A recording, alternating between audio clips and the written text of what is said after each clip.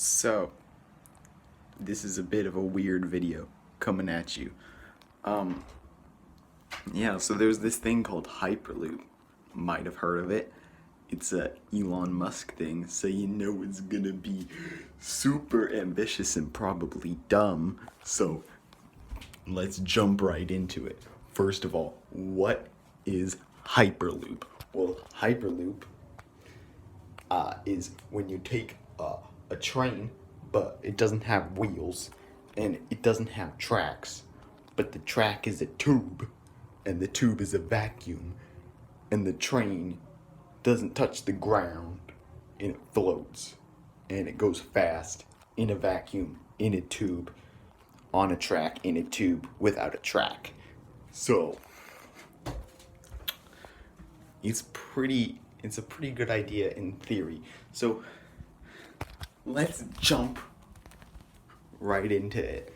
So there's a lot of people going like, guys, Hyperloop is the future. Shut up. It's like maybe 30 years from now.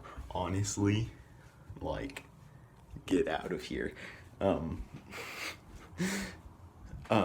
then there's haters like, freaking billionaires trying to take over my trains now. So the first Hyperloop that Elon Musk is gonna make is gonna make one from San Francisco to LA, and is gonna be very long. And people are saying, oh, the problem with it is it's huge. It's gonna be huge, and it's 100 times bigger than the largest vacuum chamber ever created. Plus, the walls are only an inch thick, whereas the world's largest vacuum chamber needs like 3 meters thick of concrete. Whereas this one only has an inch of aluminum. Another crazy thing that people say is it's gonna be attacked by terrorists. If you get one puncture, the vacuum's gone. And truth.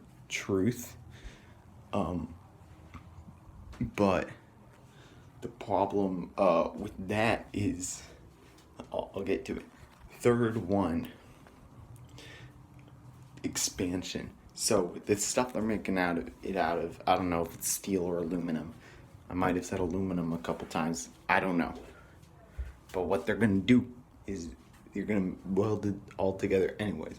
So what they're gonna do, so the expansion that it has during hot and cold days is like 3 football fields on either side of the Hyperloop.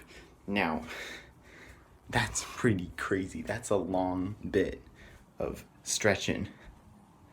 So how do we fix all 3 of those things in one decision?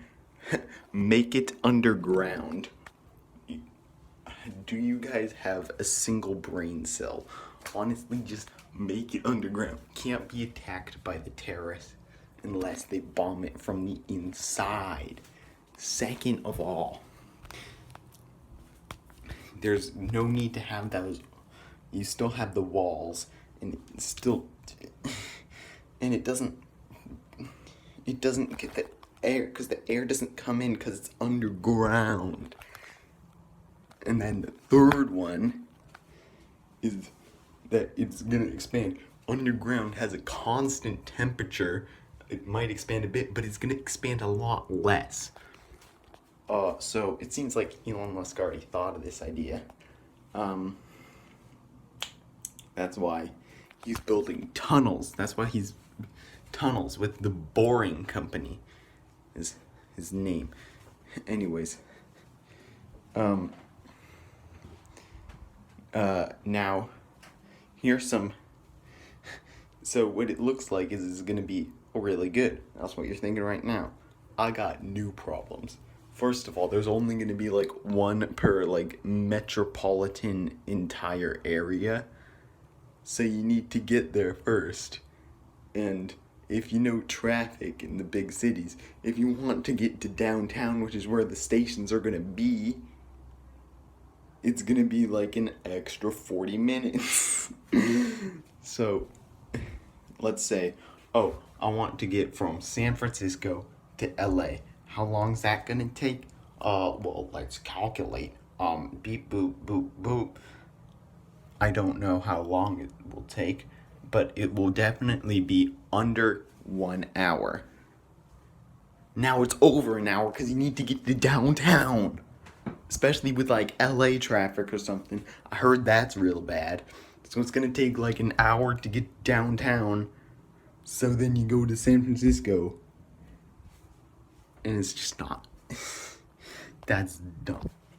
You gotta take more trains to get to your train, to get to the place where, and even after that, you need to get to your work spot, which is like maybe not even in downtown.